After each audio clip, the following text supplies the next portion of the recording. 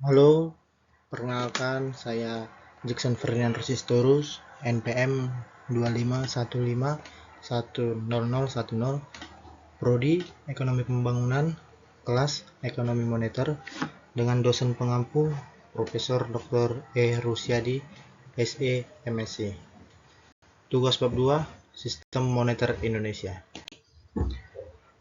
Studi kasus 1, implementasi BIFAS. Konteks: diluncurkan Bank Indonesia Desember 2021, BIFAS adalah sistem transfer antar bank retail real-time, murah, dan tersedia 24/7. Fakta tarif BIFAS 2.500 per transaksi atau lebih rendah dari SKN BI sebelumnya 6.500. Dampak: A. Meningkatkan efisiensi sistem pembayaran nasional. B. Mendukung inklusi keuangan karena biaya lebih terjangkau. C. Menekan dominasi layanan transfer non-bank atau fintech dengan solusi lebih murah. Pertanyaan diskusi. 1. Bagaimana BIFAS berkontribusi terhadap kelancaran sistem moneter? Yaitu jawabannya A. Memperkuat infrastruktur sistem pembayaran nasional. Penjelasannya, BIFAS menyediakan layanan transfer dana retail secara real-time, aman, dan tersedia 24/7 yang memperkuat keandalan sistem pembayaran nasional. Dengan proses someday, settlement, dan prinsip finalitas transaksi, BIFAS membantu menjaga kelancaran arus dana antar lembaga keuangan. B. Mendorong inklusi dan efisiensi keuangan. BIFAS memungkinkan masyarakat melakukan transaksi dengan biaya rendah dan akses mudah, termasuk melayani proxy address seperti nomor ponsel atau email. Hal ini memperluas akses ke layanan keuangan formal, terutama bagi masyarakat yang sebelumnya belum terjangkau. C. Memperkuat ekosistem ekonomi digital. BIFAS mendukung integrasi dan interoperabilitas antar kanal pembayaran, mendorong terciptanya ekosistem digital yang terintegrasi, terinteroperable, dan interrelated. Ini sejalan dengan arah kebijakan moneter dan sistem pembayaran Bank Indonesia dalam memperkuat fondasi ekonomi digital nasional. D. Menunjang kebijakan moneter. Dengan mempercepat sirkulasi uang dan meningkatkan efisiensi transaksi, BIFAS membantu Bank Indonesia dalam mengelola likuiditas dan transmisi kebijakan moneter secara lebih efektif.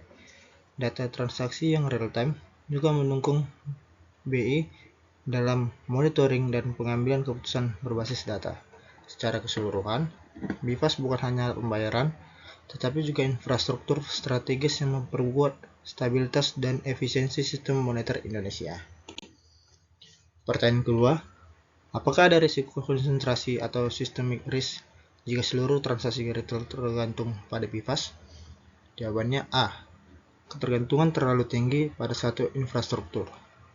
Jika seluruh transaksi retail bergantung pada BIFAS, maka gangguan teknis atau kegagalan sistem dapat berdampak luas dan langsung terhadap aktivitas ekonomi nasional. B. Risiko kegagalan pelayanan. Temuan BPK menunjukkan bahwa BIFAS belum memiliki standar respon yang konsisten untuk transaksi tertentu, dan ada kasus auto top up yang gagal namun tetap mengurangi saldo. Jika tidak ditangani, hal ini bisa menimbulkan kehilangan kepercayaan publik dan gangguan sistematik dalam sistem pembayaran. C. Risiko fraud dan keamanan.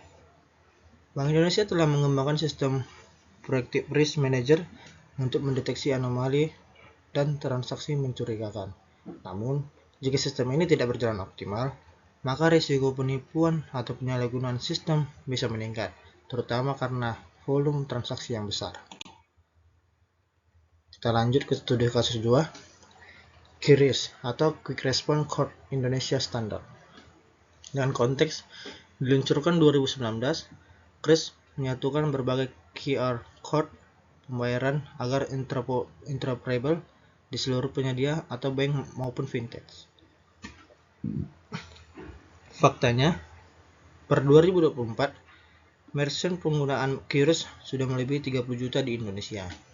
Dampaknya, memperluas adopsi pembayaran digital khususnya UMKM, mendukung transformasi ekonomi digital dan target inklusi keuangan, mengurangi transaksi tunai sehingga lebih efisien dan aman. Pertanyaannya, 1. Bagaimana QRIS mendorong efisiensi dan transparansi dalam sistem moneter? QRIS mendorong efisiensi dan transparansi sistem moneter dengan mempercepat transaksi digital, mengurangi biaya administrasi, dan menciptakan jejak pembayaran yang terdokumentasi secara otomatis.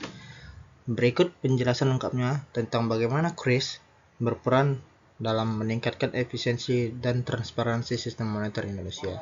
1. Efisiensi dalam transaksi. Transaksi real-time dan praktis. Kedua, pengurangan biaya operasional. Dan ketiga, akses luas hingga pelosok. 2. Transparansi dalam sistem moneter. Jejak digital otomatis, pengawasan oleh Bank Indonesia, penggunaan dalam berbelanja negara. 3. Dampak terhadap ekonomi digital. A. Mendorong inklusi keuangan. B. Pertumbuhan volume transaksi.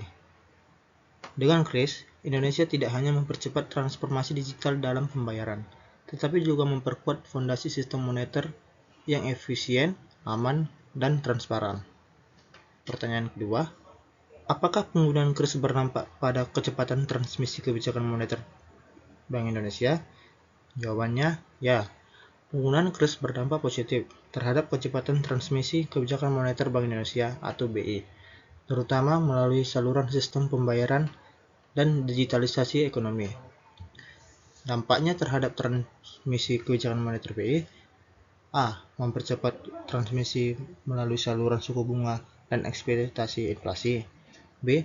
Meningkatkan efisiensi sistem pembayaran. C. Mendukung inklusi keuangan. D. Bukti dan inisiatif Bank Indonesia. Studi kasus 3. Kebijakan Bank Indonesia mulai tahun 2022 sampai 2025 dalam menghadapi inflasi. Konteks: pasca pandemi, dunia menghadapi kenaikan harga energi dan pangan global atau tahun 2022. Bank Indonesia merespon dengan kebijakan moneter ketat, kemudian kembali melonggarkan ketika inflasi mereda. Faktanya, 2022 sampai 2023, Bank Indonesia menaikkan BI 7 DRRR total 225 BPS atau dari 3,5% sampai 5,75% untuk menahan inflasi. 2024 sampai 2025, inflasi rendah 1 sampai 2%, sehingga Bank Indonesia menurunkan BI 7 DRRR menjadi 4,75% atau September 2025. Dampak: kenaikan suku bunga menekan inflasi namun berpotensi memperlambat pertumbuhan kredit.